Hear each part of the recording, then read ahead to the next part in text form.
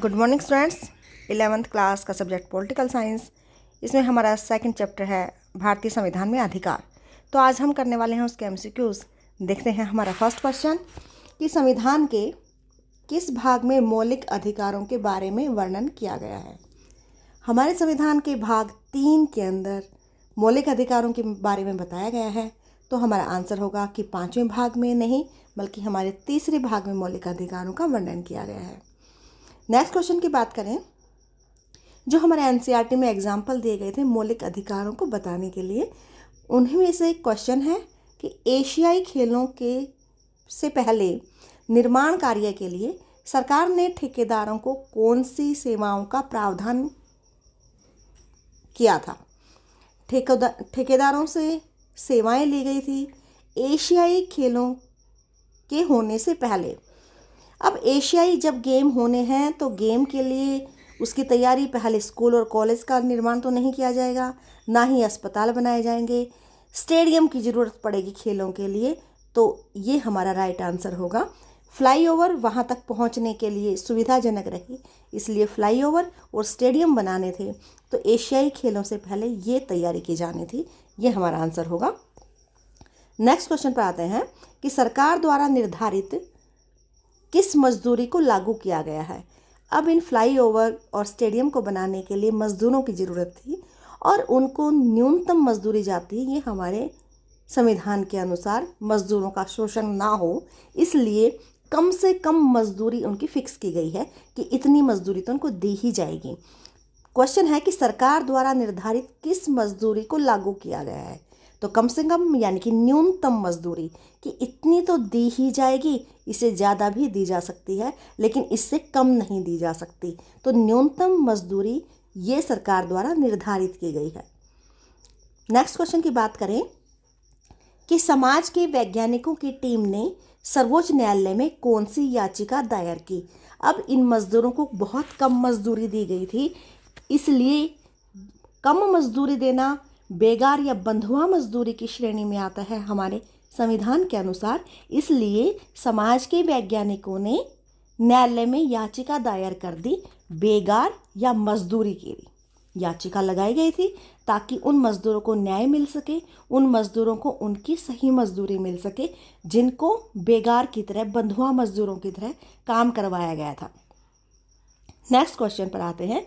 एक और एग्जाम्पल हमारे एनसीईआरटी में था मच्चल लालुंग नाम के युवा का। इस युवा को किसी को चोट पहुंचाने के जुर्म में गिरफ्तार किया गया था और जब इसको गिरफ्तार किया गया था तो इसकी आयु पूछी है कि ये कितनी उम्र का था। तो चैप्टर में हमने बात की थी कि इसकी उम्र उस समय 23 साल थी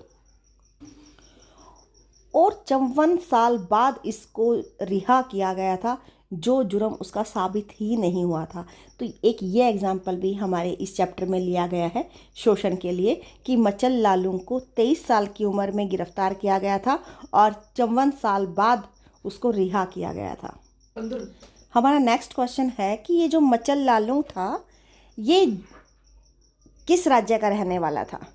ये असम की घटना है, असम का रहने वाला था लालुंग।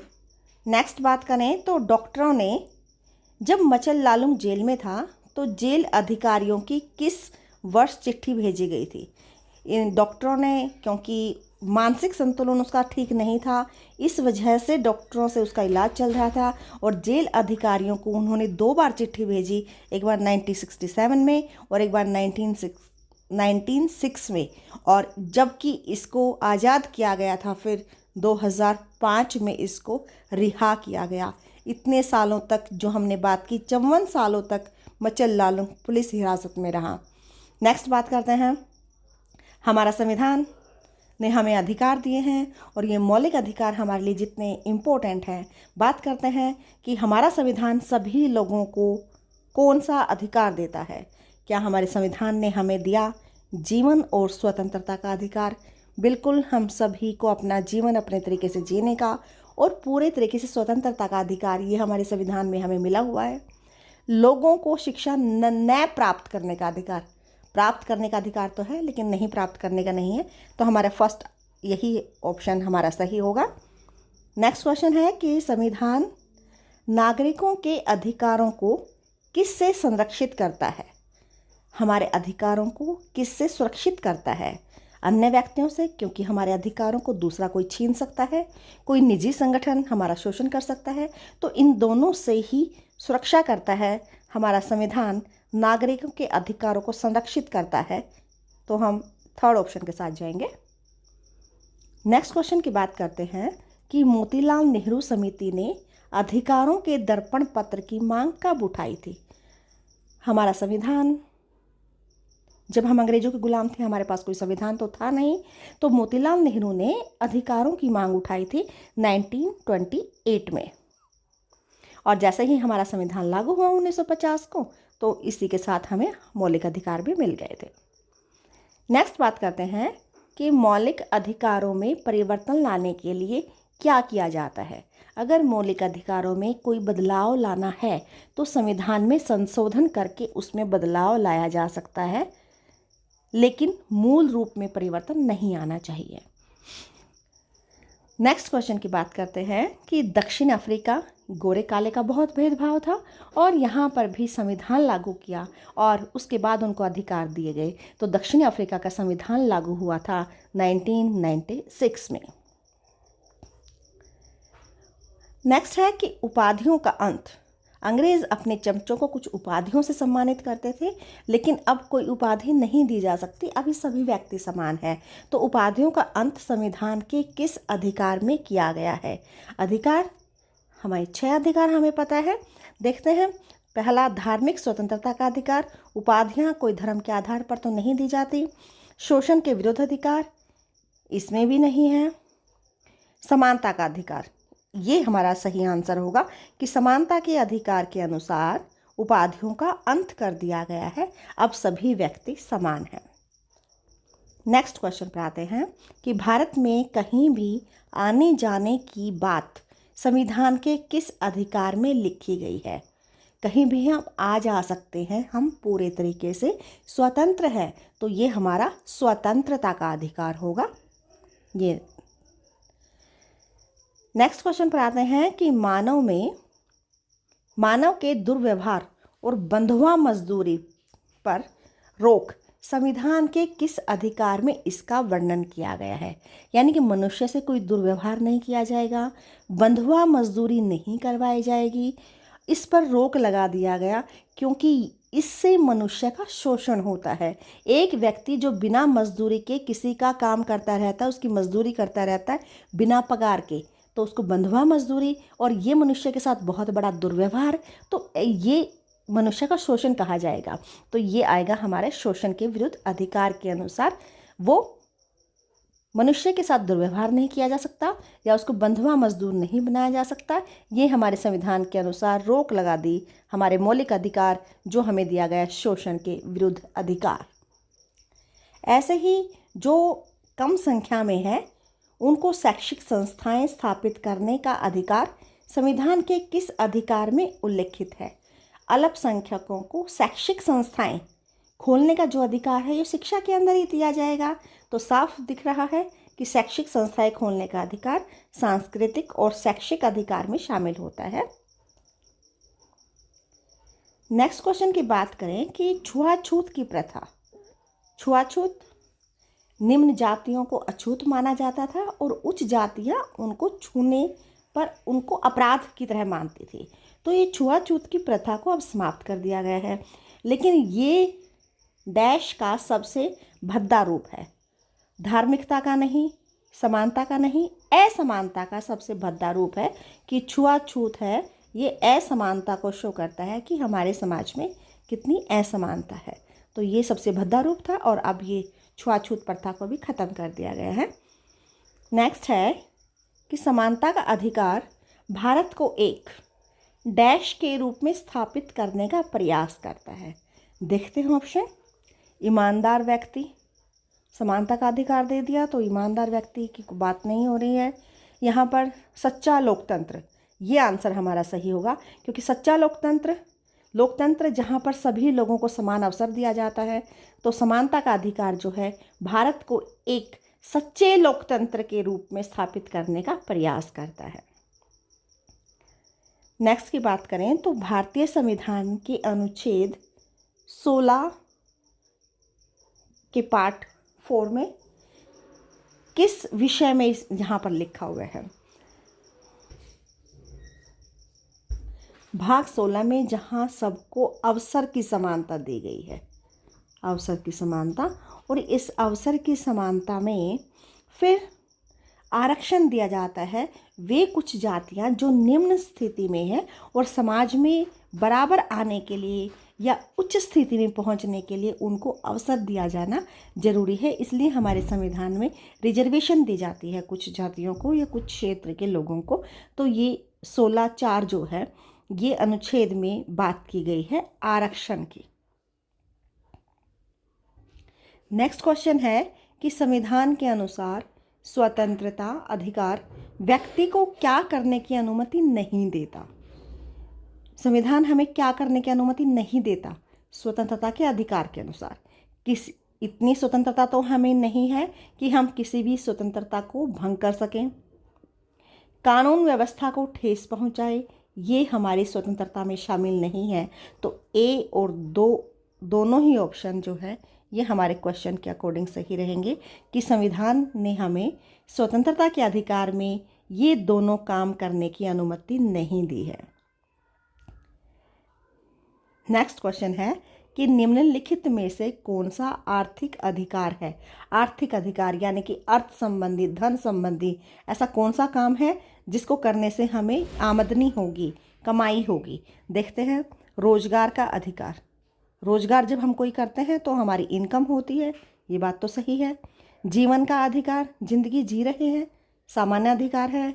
वोट डालने का अधिकार, ये हमारा राजनीतिक अधिकार है।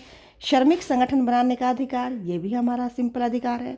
तो आमदनी होगी हमारे इस अधिकार से, रोजगार के अधिकार से, तो ये एक हमारा आर्थिक अधिकार हो जाएगा। नेक्स्ट क्वेश्चन है कि यदि कोई व्यक्ति देश की कानून व्यवस्था या शांति या सुरक्षा के लिए खतरा हो तो सरकार क्या कार्रवाई कर सकती है? अगर ये शक हो जाए कि ये व्यक्ति देश की शांति और सुरक्षा को खतरा पहुंचा सकता है तो उसको बंदी बनाया जा सकता है, और इस तरह से बंदी बनाने को हम कहते हैं निवारक नज़रबंद। नज़रबंद उसको कर लिया जाता है ताकि वो जिस चीज़ का खतरा है, वो नुकसान जो पहुंचा सकता है, उसको ये काम करने से रोका जा सके। तो निवारक नज़रबंदी जो है ये हमारा आंसर हो जाएगा कि बंदी बना करके उसकी कानून व्यवस्था को बनाए रखा जा सकता है और शांति और सुरक्षा के लिए जो खतरा है उसको टाला जा सकता है। नेक्स्ट क्वेश्चन इसी से रिलेटेड है कि निवारक नज़रबंदी कानून के अंतर्गत दोषी व्यक्ति को कितने समय तक जेल में रखा जाता है? अगर किसी को नज़रबंद कर लिया जाए तो केवल 3 महीने तक उसको रखा जा सकता है नज़रबंद। नेक्स्ट क्वेश्चन कि पुराने समय में जमींदार और धनी लोग गरीब व दलित लोगों से क्या करवाते थे? जमींदार अमीर लोग गरीबों से बंधुआ मजदूरी करवाते थे और पूरी उम्र उनकी उसी दास्ता में निकल जाते थे। तो ये हमारा आंसर होगा, ना कि शिक्षा ना ही व्यापार।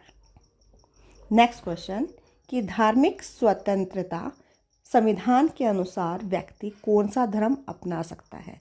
हमें धर्म की स्वतंत्रता है और इस स्वतंत्रता के अनुसार हम क्या मुस्लिम धर्म अपनाएंगे? नहीं, ना ही हम मजबूर हैं हिंदू धर्म अपनाने के लिए। हमें जो पसंद होगा हम उस धर्म को अपना सकते हैं। आज जो धर्म हमारे पास है या जिस धर्म को हम अपनाए हुए हैं, कल को हम उस धर्म को बदल भी सकते हैं। तो ये हमारी स्वतंत्रता है, धार्मिक स्वतंत्रता। नेक्स्ट है कि सरकार किन धार्मिक मामलों में हस्तक्षेप की बजाय प्रतिबंध लगा सकती है? जरूरी नहीं कि कुछ धार्मिक मामले ऐसे हों जिनमें सरकार इंटरफेयर करे, वो उनको पूरी तरह रोक सकती है, प्रतिबंध लगा सकती है, हमें देगी ही नहीं वो अधिकार। जैसे सती प्रथा, पहले पति की मृत्यु हो जाती तो पत्नी को साथ में सती होना पड़ता था, जिंदा आग में जलना पड़ता। तो सती प्रथा पर प्रतिबंध लगा दिया गया हमारे संविधान के अनुसार। एक से अधिक विवाह, इस पर भी प्रतिबंध। मानव बलि, मनुष्य की बलि नहीं दी जा सकती, ये भी प्रतिबंध। तो ये तीनों ही प्रतिबंध हैं धार्मिक मामलों में हस्तक्षेप की बजाय उनको पूरी तरह से प्रतिबंधित कर सकती है। तो हमारा आंसर हो जाएगा उपरोक्त सभी। नेक्स्ट क्वेश्चन है कि संविधान के अनुसार धर्म परिवर्तन कैसे किया जाता है? अपनी इच्छा अनुसार। बिल्कुल, हम अपनी इच्छा से हम अपने धर्म को बदल सकते हैं, ना तो भय के साथ, ना ज़बरदस्ती। तो ये तो कानूनी अपराध कहा जाएगा। तो अपनी इच्छा से धर्म को अगर हम बदलते हैं तो ये हमारी धार्मिक स्वतंत्रता का अधिकार है। क्या भारत के राष्ट्रपति, प्रधानमंत्री और न्यायाधीश या अन्य किसी भी पद के लिए किसी विशेष धर्म का होना जरूरी है? बिल्कुल भी जरूरी नहीं है। वो किसी भी धर्म का हो सकता है। हमारे देश में सभी धर्मों को समान माना गया है। क्या राज्य द्वारा संचालित शैक्षणिक संस्थाओं में प्रवेश के लिए, यानी कि शिक्षा देने वाली जितनी भी संस्थाएं हैं, स्कूल कॉलेज हैं, क्या उनमें एडमिशन के लिए किसी विशेष धर्म को महत्व दिया जाता है कि किसी विशेष धर्म वालों को ही एडमिशन दिया जाएगा, बाकी धर्म को नहीं दिया जाएगा? तो ऐसा हमारा किसी भी शैक्षणिक संस्था में ऐसा कोई नियम कानून नहीं है। तो हमारा आंसर होगा कि ऐसा नहीं है। अभी पीछे हमने बात की थी अल्पसंख्यकों की। अल्प यानी कि जो कम है, संख्या में कम है। तो किसी समुदाय को अल्पसंख्यक किस आधार पर माना जाता है? जाति के आधार पर, धर्म के आधार पर, भाषा के आधार पर।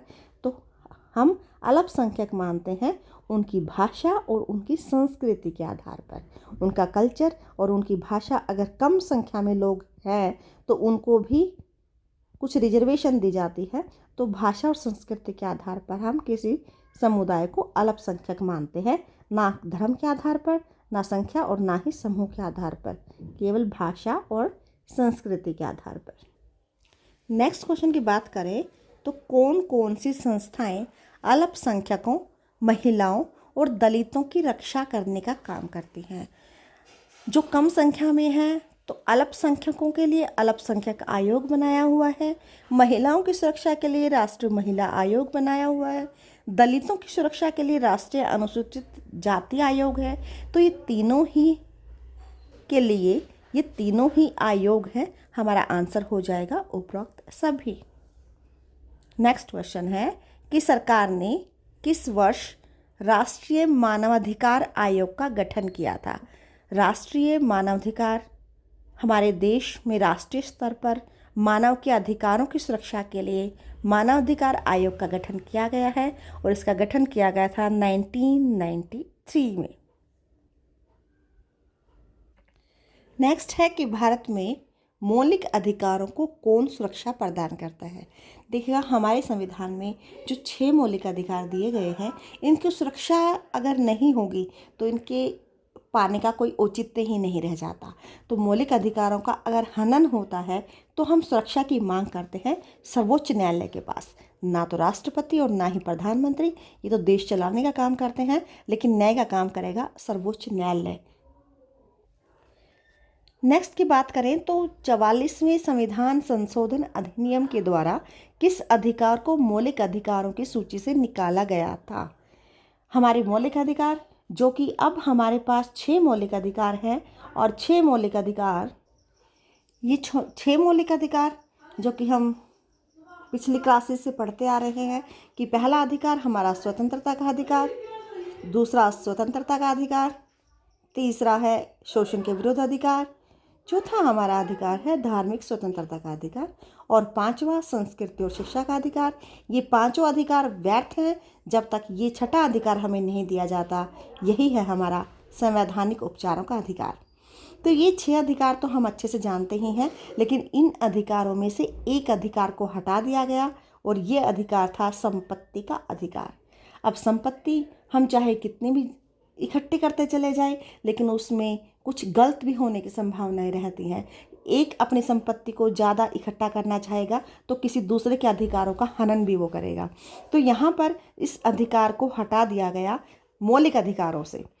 तो 44वां जो अधिनियम है, इसके द्वारा इसको हटाया गया था, संपत्ति के अधिकार को 44वां संशोधन करके संविधान में, और ये संशोधन हुआ था 1978 में। 1978 में इसको हटा दिया गया। तो अब संपत्ति का अधिकार ये हमारे मौलिक अधिकारों में शामिल नहीं है। अब बात करें कि संपत्ति के अधिकार को हटा तो दिया गया, लेकिन ये अब इसका रूप कैसा है, वर्तमान में संपत्ति का अधिकार कैसा अधिकार है, बहुत बार क्वेश्चन पूछा जाता है। तो अब संपत्ति का अधिकार मौलिक ना हो करके एक साधारण कानूनी अधिकार है। ये हमारा आंसर होगा कि संपत्ति का अधिकार अब मौलिक अधिकारों में शामिल नहीं है। जब हमारा संविधान लागू हुआ था 1950 में, तब हमें मौलिक अधिकार दिए गए थे 7, जिसमें संपत्ति का अधिकार भी शामिल था।